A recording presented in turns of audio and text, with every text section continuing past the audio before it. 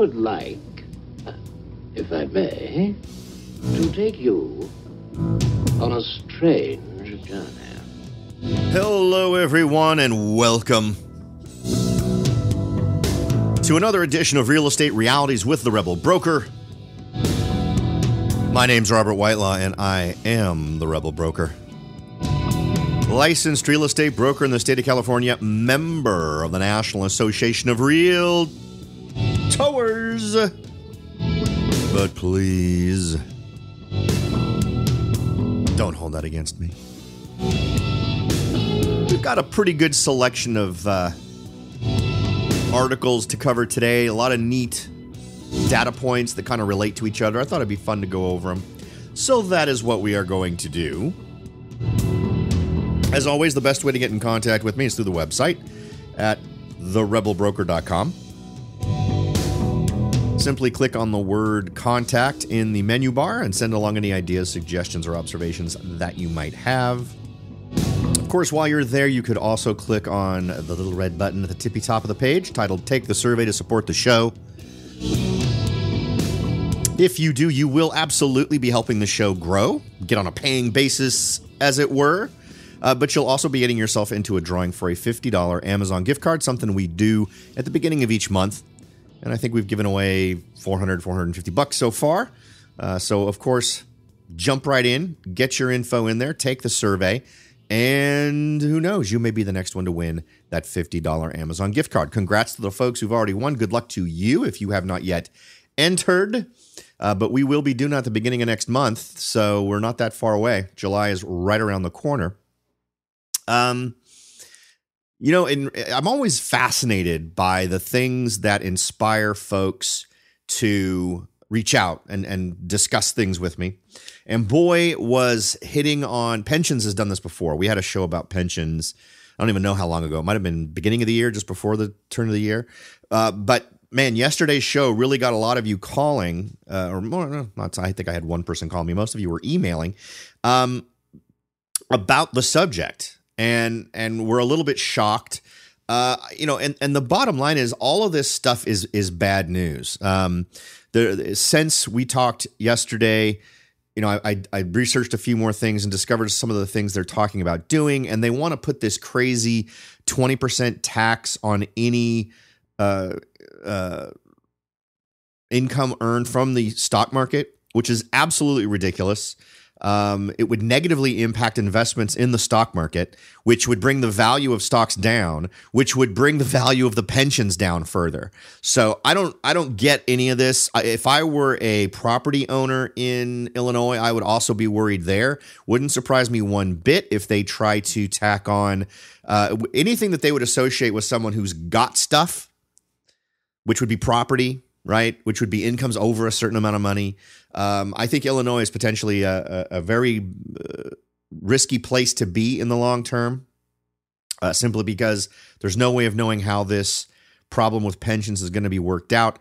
And absolutely, you should get to know what the landscape looks like for your pension system in your state. But there were some great folks who wanted to chat about some of the more interesting details relating to this problem, what kind of solutions are likely to come out, and one, obviously we talked about this a little bit. What might happen is if the Fed ends up intervening, they will simply print more money, which will, and here's what's interesting about that one. And this is where the conversation got interesting. Inflation is a bad thing. And the last time we printed tons of money, one reason why inflation didn't really go nuts was because all the money that went out there, all the money that got printed, got given to banks. So it all got kind of held up within the financial industry, right? It didn't end up in the pockets of you guys out there running around spending money. If they print up money for this particular problem, it absolutely goes directly into the public's hands. And that will cause dramatic inflation. By kind of insulating it within the walled garden of financial institutions last time, we didn't feel nearly the pain that we would have felt under normal circumstances when the Fed prints tons of money. Now that dynamic isn't there because in order to solve this problem, you're not printing money to give it to banks. You're printing money to give it to pension recipients. Well, and those are folks who will then go out and that money will inject immediately into the wild. And that's where you start to get inflation, where suddenly everything takes more dollars to acquire than it did before. So I thought those were some interesting points, definitely worth mentioning in today's show. So there really is no solution, I think, that actually is a solution. If they do this bizarre taxing people who make money in the stock market thing, well, that's idiotic because you're cutting off your nose to spite your face. It's a situation where the action that you take damages the only other thing that actually is that you are relying on to make you money, right? That's where pension money goes. Pension money goes into things like stock market stuff and treasuries and those types of things. So it's amazing to me that that's the tack that they would take. And then, of course, on the flip side, with dramatic inflation from printing money, it simply makes it harder to make ends meet for everyone, not just for pensioners, right? Because inflation doesn't once the money gets out in the wild, it's not only going to affect pensioners or any specific group, it's going to affect everybody equally. So you end up having a problem where you're less likely to be able to make ends meet because your dollar doesn't stretch as far. So this could absolutely, because I had a lot of folks saying, well, what does that really mean to real estate? I mean, is this something that leaks out into real estate? Absolutely, because remember the other element of this has been the debt portfolio. What happens when people are going dramatically into debt, which is what we're seeing. And that is a bad thing. And if people get to this point where suddenly their money is not going as far, they have to start making cuts. And that could be absolutely one of the first things that starts causing a serious problem for everything, including real estate. Okay, a couple of very interesting things, and some of this news, this is all, every single one of the tidbits we're about to cover are absolutely pieces of data that you should put somewhere in your brain and kind of refer to them when you're trying to figure out what are your next steps as a real estate investor and where should your next investment happen. And I've had some folks talk about, well, you know, Robert, does it even make sense to be a real estate investor right now? Yeah, you know, I honestly think that if you're in a situation where you believe inflation is going to come, if you believe there's going to be problems relating to money and what value it holds, putting it into something that's real is a good thing, particularly something that's real and will be in demand. And housing will nearly always be in demand unless you end up buying in a place that turns into a ghost town the next year. Folks need a roof over their head. And if you're doing all your analysis up front, you're not buying in places where the likelihood of that place you're buying and becoming a ghost town is high. So by if you just hold on to your money, well, then you lose value through inflation, right? As you hold on to that $100, but you can't buy $100 worth of stuff 1 year later. So you're losing money that way. And one of my listeners was just saying, well, you know, you shouldn't invest in anything. No, you know, that doesn't really make sense. I mean, right now we have the stock market at record highs, and despite record highs, these pensions are still failing. So does anyone really believe that we're going to be able to sustain record highs in the stock market in the long term, or that we're not going to see a correction to a downturn, even if it just goes down to 15,000 instead of 21,000? That is a huge deal to pensions, and the repercussions would be terrible. But in any event, so yeah, would I put my money in the stock market? No, in my opinion, and according to a lot of folks I read at Bloomberg's and Wall Street Journal and other places, there are folks very concerned that this thing is overvalued, and also concerned by the number of things that rely on its current overvalued state in terms of sustaining the economy. So for me, I would say turning your money into a piece of real property is not an unwise thing to do, particularly since we've seen that rents can typically be one of the more resilient things when these bad things happen. I would, if you want to suggest something else to invest in, I'm all ears. I would love to share that with everybody. But if there is something that will be resilient in a tough time that is on par, even on just on par, you know, I'm fine. Let's diversify. I'm all for that. That's on par with what real estate has to offer. I'm all for hearing that. All right, so let's go ahead and jump in with the first bit of data. This is from Housing Wire. Canadian lumber tariffs could jump nearly 30%. The Commerce Department proposes another Canadian lumber tariff. Now, the bad news, the reason why this is a bad news for us, and one reason why I pay attention to what's going on with lumber costs, is this feeds directly into what we see relating to new construction. When you start seeing usually if you start seeing the cost going up just organically, you know that that's because there's a higher demand for it. So that means that builders are building. But when you start to see the costs go up, the attitude of builders change, right? You find yourself making building decisions that are more in line with the fact that your raw materials are costing you more. And what's something that we've learned over the last couple of years in our analysis on this show of what takes more wood and what takes less wood in terms of construction? Well, multi-unit, right? Apartment complexes, duplexes, quads, whatever. Multiple family units are things that tend to get built when you start seeing you can use less lumber to build multifamily. In other words, you're going to get more residences or more housing units out of every square or every linear foot of lumber that you buy when you're doing it for multifamily, right? Because remember, a year ago, we were trying to understand why we were seeing a lot more multifamily units coming up, but lumber consumption was down. And the reason for that was because not as many single-family residential homes were being built, which requires more lumber per housing unit. So while we saw last year that decision being made simply because the big push seemed to be for that, it really didn't have much to do with the cost of lumber. If we start to see a dramatic increase in the cost of lumber, I think it becomes not only just what they're doing, but also a decision that makes more financial sense. Let's see. Softwood lumber is made from trees that have cones, such as spruce, pine, and fir. It's primarily used in home construction. So the wood we're talking about is primarily home construction use. And the U.S. is also Canada's biggest export market. According to the National Association of Home Builders, the steep increase would have a drastic financial impact on home builders and home buyers.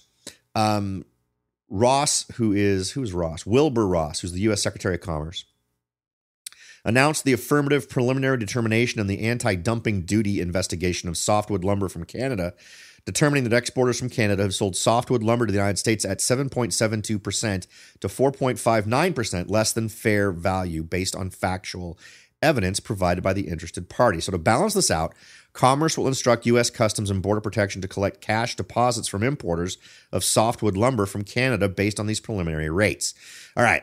So, and was with everything else. So any commitments that have already been made in terms of what's being built, you can count on that directly affecting the bottom line of the builders, which will translate into higher costs for the properties being built. If they're building single-family residential homes, absolutely, that's going to mean a higher price on that home when it gets completed. For the single-family residential situation, for rentals, it may simply mean an attempt to get higher rents.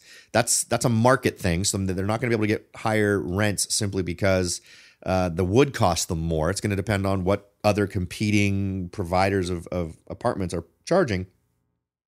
But that absolutely might be something they try to recoup in that way. So this is something to worry about.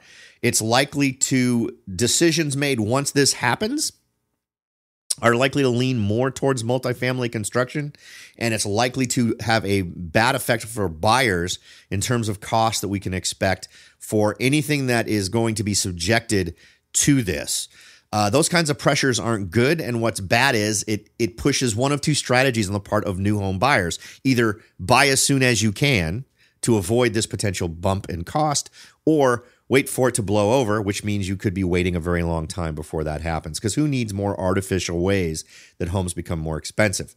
And the other argument is that in many areas, buying new just doesn't make sense, but it also may be your only option given the fact that inventories are still at ridiculously low levels for existing homes. Now, the ray of sunshine in that is that data does show that sellers are more enthusiastic about the potential of selling their home. So hopefully we'll see that coming true. Not seeing it yet in my market, but we will be looking at some data here in a minute that does tend to indicate that that's happening.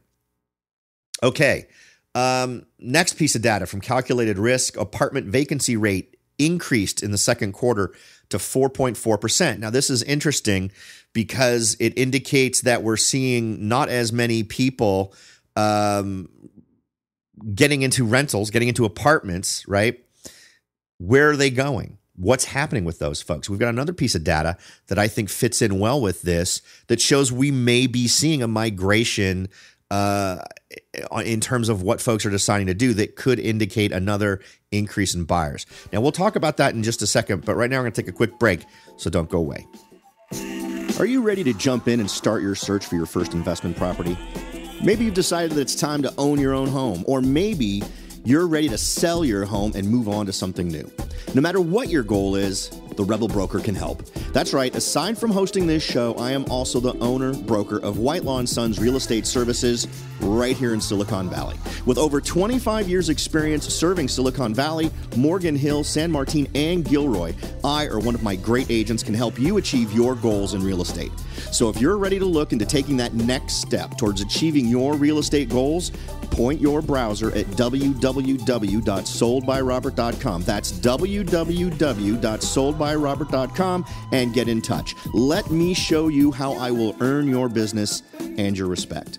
Again, that's www.soldbyrobert.com, or you can call me at 408-852-0525. California Bureau of Real Estate ID 00984-909. Welcome back, everyone. We're kind of covering a wide variety of data that I think is painting sort of an interesting picture. Now, we've already talked about potential tariffs on Canadian lumber, which could have a negative effect on homes that get built from here on, assuming this all goes into effect, because the cost of lumber will go up. It could also skew future decisions on building more towards multifamily, which we've already seen builders being drawn to, simply because they get more bang for the buck out of multifamily when lumber costs are high.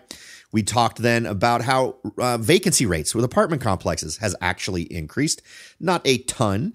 It went up 0.1%. But effective rent continued to grow at 1.1%. So a slight dip in the number of folks renting.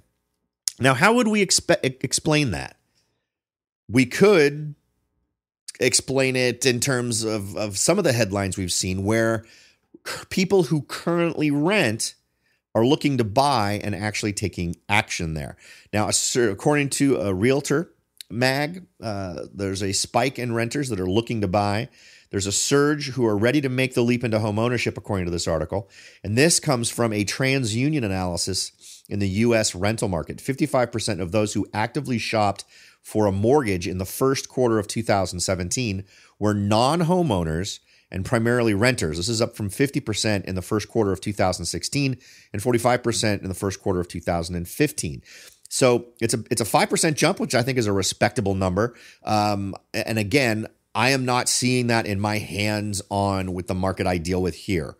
The last two buyers that I kind of brought in to search for a home are currently renting, but that's not an increase in terms of the percentage for me of buyers that I've been dealing with over the past year. So kind of stable in terms of which folks are renting. And I'm not sure you count people who are renting because they sold a property and moved into a rental property just so that they could spend their time shopping for the new place, which is the case with one of my buyers in this situation. So I think you kind of have to filter it that way as well. According to Mike Doherty, Senior Vice President of TransUnion's Rental Screening Solutions Group, quote, the rental market has seen sustained growth for the last several years, but occupancy rates have flattened from their peak in the second quarter of 2016.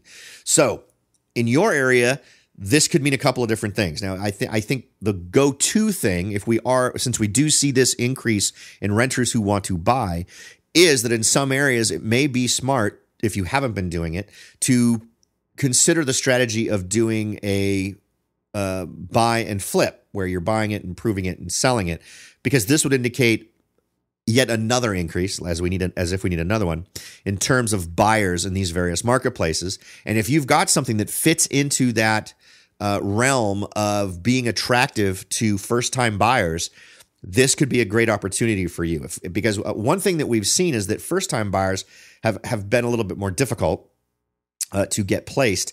But with more people out there who would form the pool of bidders for your property, this could be a great time for you to potentially get that thing sold. And you know what? To be honest, it's going to get sold either way. But what equals the best deal for you as a seller is the number of eyes on the property. And this would indicate a greater number of those folks taking a look at that property. The report shows that millennials' interest in home ownership is continuing to grow, with 29% of non-borrowers who have shopped for a mortgage in 2017 coming from the millennial age range. The shifting preference from renting to home ownership will affect brokers and agents who work in property management.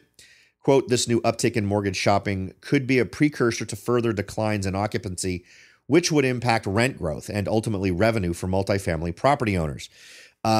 Knowing your local marketplace is going to be really key here. If you're someone who owns an apartment style building and these kinds of dips are happening, I've always thought that the best way to retain, if you've got, say, a fourplex, right, or maybe an 8-unit investment property, so you're not one of the giant, you're probably one of the independent apartment owning landlord types. Whenever things start to get like this, where you start to see things peaking, I think it's always good to come up with a plan. And a good way to do that is actually to, when you start to feel like it's going to happen, reach out to your current renters. If you show a demonstrated interest in their happiness in their places, I think that's a great way to go. I know one landlord who sent a survey to his people and asking things like, what do you feel like would make living here more comfortable for you? And in this particular case, they had shared laundry facilities on the first floor. This was actually another stream of income for him, where folks could just pump their quarters in and get laundry done. And having laundry hookups within the units was the number one thing. And he ended up coming up with a plan to add those. I think what he ended up doing, it was 8 units, and I think he ended up cutting it to 7. He had to move walls and do all kinds of other things, but this was a few years ago. But the point is being active in assessing what your renters want and need, I think makes you a more attractive landlord and potentially helps you keep excellent renters. Now, if you can't, if you have folks who actually want to go and buy and they want to do their own thing that way, that's one thing. But if you have renters choosing another rental option over yours, I think that's something you can overcome to get the stability that you're looking for. Next on the hit parade of news, also from Realtor Mag, more lenders easing up credit standards. Now, let's think about this for a second. This is nuts, right? We know what's going on right now. We know that we are in a market where there are too many buyers and not enough sellers, period. There's no segment on either side of that equation where that isn't true. It's not true if you're talking about people who are building homes because they're not building enough to meet demand.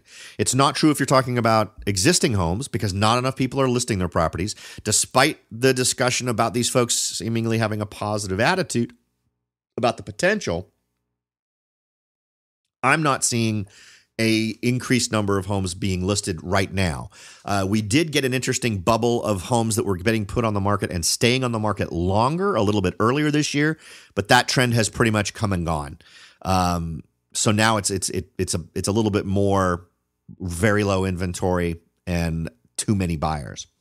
And on the buying side, by creating more buyers, you are not making the situation better. You are, again, feeding the demand side, which always results in increased prices. You have those increased prices, people end up paying them, and they end up going into debt over them. And we've already talked about the instruments that are being used to secure this debt. We're talking about 0% loans, 1% loans, 3% loans, 2% loans, 120% loans. None of that is good when you see that what's bolstering this increase in cost is this, and we are artificially enhancing demand by expanding lending to much more credit-challenged folks, to more subprime borrowers, because that's exactly what this is. And we're just seeing, and with every week that we chat about what's going on in real estate, more and more lenders are jumping in on this. And think about this for a second, because this is not private lenders simply deciding, hey, yeah, you know what? We're going to do this. This is private lenders that are going to underwrite these loans and then sell them to a government-sponsored entity after the fact that you're on the hook for. So if this stuff goes wrong, it goes wrong for taxpayers, not just for an institution.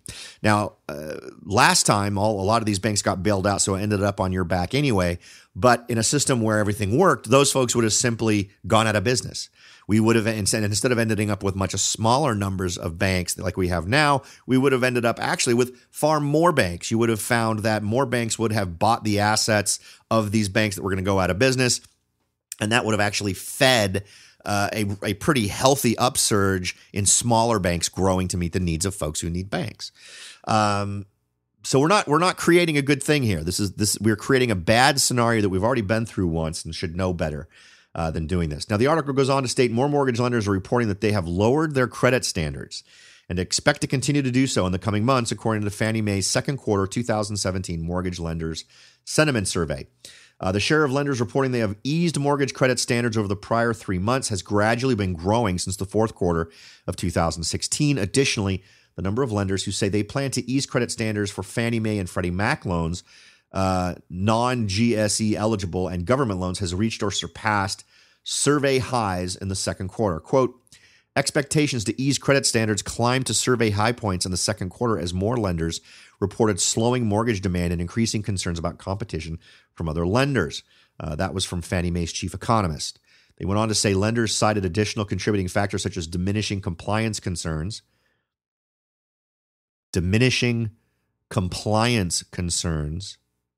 right? We know what that means. Less concerns about the underwriting of loans in relation to how they comply with the demands of Fannie and Freddie. What are compliance issues? Those are the things that facilitate a bank being able to sell a loan on the secondary market so it can get securitized. It gets sold, it gets securitized, and in order for it to qualify for that, it has to meet compliance standards. So what they're saying is the compliance standards don't feel as stringent now. And remember how up in arms we all were and how many court cases there were where these government-sponsored entities were trying to pin failed loans back on the originating bank because they didn't dot every I and cross every T. How does this not scare the crap out of everyone involved when all of the exact same things that we thought were such horrible sins just 3-4 years ago are now like, oh yeah, well, you know what? Compliance concerns just aren't really a big thing. And they're getting more support from the GSEs. GSE stands for government-sponsored entity. That means Fannie, Freddie, and again, equals you, right? Something goes wrong for a government-sponsored entity, something goes wrong for you because you're going to be on the hook for it to the tune of trillions of dollars if things go nuts. Let's see. Including clarification on representations and warranties and tools that provide greater certainty during the loan underwriting process. Easing credit standards might also be due in part to increased pressure to compete for declining mortgage volume. I'm sure that's a big deal too. See, and here's the problem with declining levels of borrowing simply because there's just not enough homes to buy. The banks make less money because that's how they make their money. And I can't help but think a lot of these things that push this idea of letting more people borrow is another one of these weird little things we tend to see where there's so much of an incestuous relationship between government and banks to make sure the banks are healthy and out there getting work done and originating loans because that's how banks make money. And finally today, do you use alternative data? This is how it opens doors for millions of borrowers. So this is an article I'm really more encouraging you to go out and read because this is pretty much aimed at lenders. It starts off with most mortgage industry leaders have made significant changes in their processes to keep current in the past few years, and credit bureaus are no exception. Lenders are seeking creative methods to evaluate a potential borrower's who lack credit history, and in some cases identify consumers who will likely soon apply for credit and reach out to them directly. In response to this challenge, credit bureaus are working on providing a dynamic blend of traditional, trended, and alternative data. And we've talked about all of this stuff. Go back to my site, therebelbroker.com, do a search on the word alternative credit score, and there's an entire show on that. Do a search on trended credit scores. There's a show, I think those maybe the same show, but we've talked about all of this stuff. And all of these things are designed to be end runs around truly responsible analysis of a person's credit history. It is subprime lending with a different name. Traditional is what we think it means. It's where your credit rating is what it is, and your credit history is important. Trended and alternative data is not as good, and and if it was, there wouldn't even need to be a reach out, right? These are things that are changes made to appeal to more borrowers. And let's always remember, when they talk about appealing to more borrowers, it is never to appeal to more qualified buyers. By definition, if you can't reach a bar, right, a specific bar to borrow, broadening lending is never aimed at the folks who are already qualified, because you've already met that bar and gone beyond it. It is for the folks who fall below that bar. And this isn't some arbitrary bar. This is a bar where people decide when you can't pay your bills on time, when you tend to default on loans, when you don't have a credit history. And remember, the only people that control that information are the borrowers themselves, you and me. Your credit rating is up to you. You should be taking responsibility for the state of your credit rating, because your actions are what define it. So I could go into all of this. It goes into a very nice pitch on why it is so wonderful for you to open up credit, and utilizing a blend of alternative, trended, and traditional data allows financial institutions to remain competitive by tapping into underserved segments of the population. And remember, underserved segments of the population equals subprime lending by definition.